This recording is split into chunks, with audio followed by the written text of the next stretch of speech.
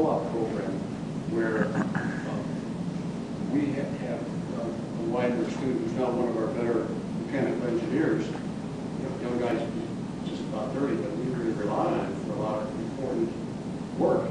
And he came to us for 6 months in between his junior and senior year. And so he got a lot of hands-on experience. Then he came back and finished his schoolwork, and then we picked him up. I think, I guess, just that the thing about a project, having to think through, come up with a plan, design it, build it, work through the problems, because it's not going to work the first time. Figure out how to test it, and then maybe you have to demonstrate it. Because there's a lot more engineering than just the technical being able to do equations. And you do not spend too much time doing equations. The computer does it for us. Yeah. Or the computational fluid dynamics program. What we do is we solve problems. We can put together a project where we went from a concept and we take it all the way through. And that's what really makes the kind of engineering guy like. There are other places for engineers that are important. The government, we deliver to a government customer, and they have an engineer who sort of ignores taxpayer quality assurance to make sure that they're getting a good product. And some people just prefer to do that. Other people prefer to be out in the lab, cutting metal and trying something that works. I answered your question. Yeah, thank you. Well, it was a 25-pound payload. What? Can you tell us what payloads you might put on here? I mean, that's all your instrumentation that are add-ons, right? Yeah, there's a slide. I mean, all the way from the winglets to the... So it's 25 pounds total. I mean, is it other than surveillance? Yes. Is it something other than surveillance? Primarily surveillance. There's a lot of the EO, IR payloads. ISR is the main mission. So flying around day and night looking for whatever, looking for bad guy, looking for something on the ground. There's a lot of programs going on now for weaponization. So the idea is you're flying over, you spot whatever. Currently, you fly over, you spot something, you call in for someone else is going to take the target out. So now there's you spot and kill simultaneously. When I say kill, it's not just a living being. It could be a tank, a car, whatever. So weaponization. There's other uses of UAVs worldwide for environmental sensors. For instance, there's the UAVs to support Japan, UAVs to support Katrina, UAVs to support disaster, environmental hazards. So there's all kinds of different environmental sensors that pick up what have you, radioactive isotopes, chemicals. So a lot of the sensor technology developed by the military is finding application in the commercial world. Ground penetrating radar, flying over looking for pipeline leaks underground. So oil companies have a big interest flying these. We can't fly them in the U.S. yet, but you can fly them overseas. I know of a project right now in Nigeria. So they're flying over the pipelines in Nigeria. There's a lot of people that are tapping into the pipelines over there. A lot of people get killed because pipelines explode. So they're starting to fly UAVs above the pipelines over there looking for both people doing bad things and leaks. And with the different types of sensors, you can detect that pretty much 24/7. Much cheaper to fly this than a manned aircraft. You have a question? Do you have any coordination with satellite beyond GPS? Nice. Well, There's Iridium, which is the type of communication between DGPS and GPS. So can it be controlled that way? It can, the big boys, Predator, Reaper, etc. Yes, very expensive. To get satellite time is very costly. These, we're using GPS, which is cheap, but everything else is line of sight communication. Most UAVs are line of sight communication. do you have an interest in satellite comms? Yeah.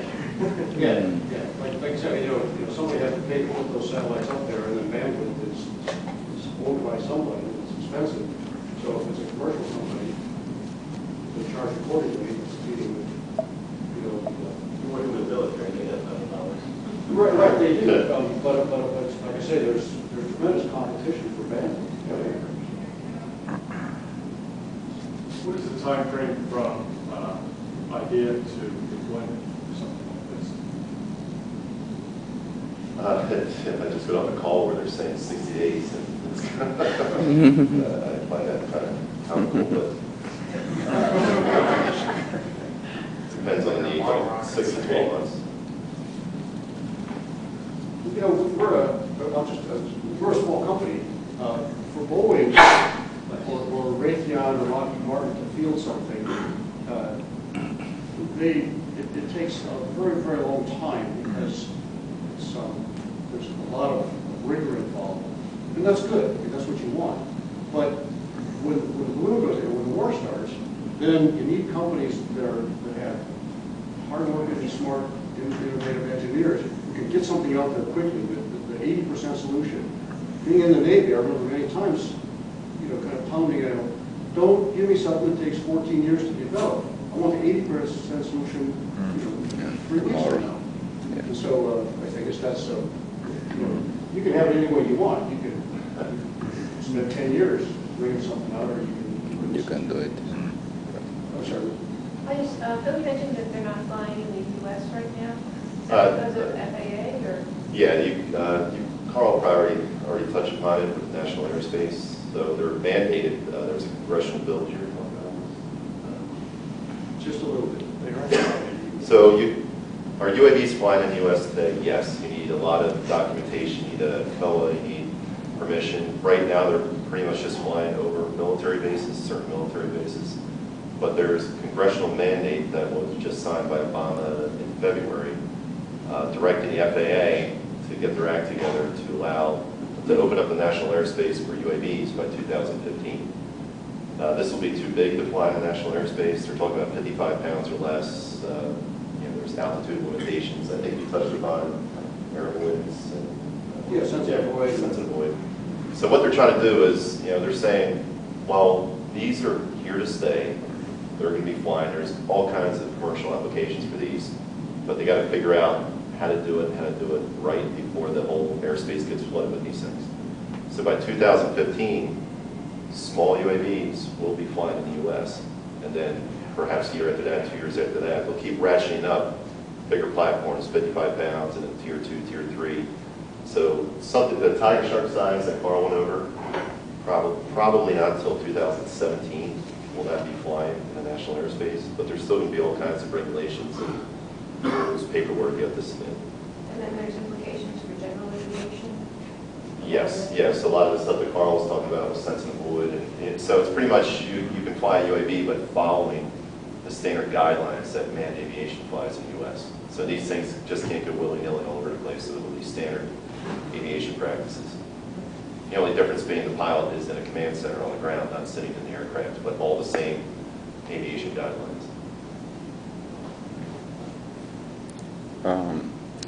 Are you going away from radar technology? I mean, because I'm thinking the radar doesn't really pick up these kind of planes, right?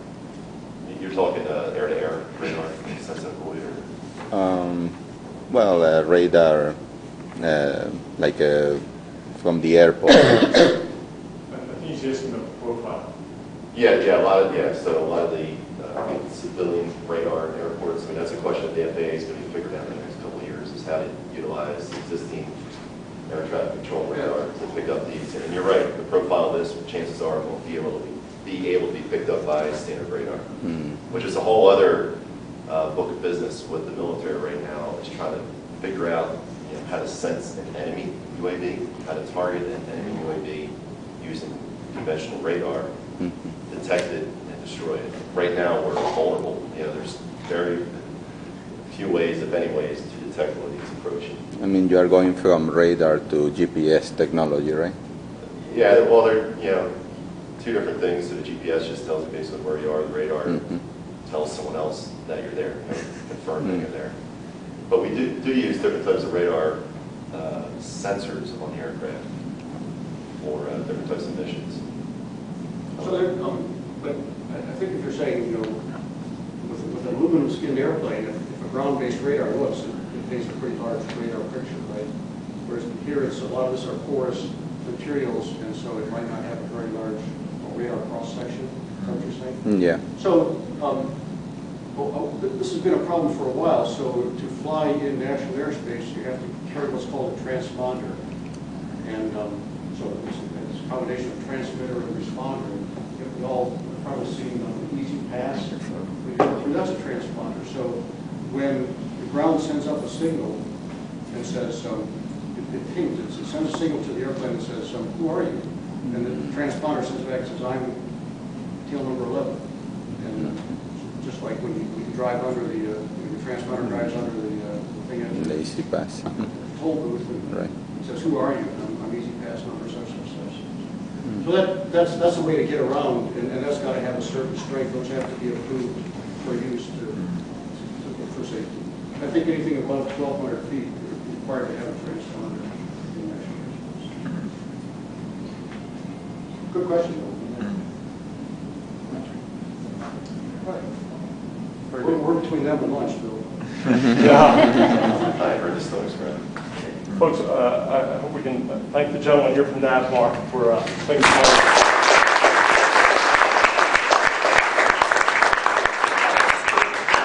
You're going to stay for lunch with us? You're asking me to you first. Okay. Well, you don't want to get in line behind these guys. I have for 2 days. All right. Is there someone here from Wington? Wington, where? Right here. Your tenant? Yeah, as well. Oh, no. All right. Yeah. Folks, if you would, if you just let our guests be the first in line, they have to get out of here and go back to the building.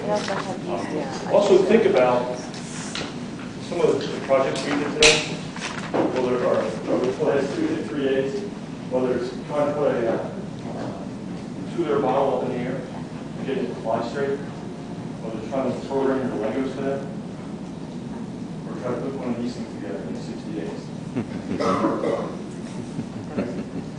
Complexity that it takes, and back out it takes the pieces. So, thanks again. Hey, Rudy, so I called Carl Canal, the design engineer, he said that the accumulator is sort of about 100 PSI. So here's a challenge. You couldn't even launch it as you're launching this thing.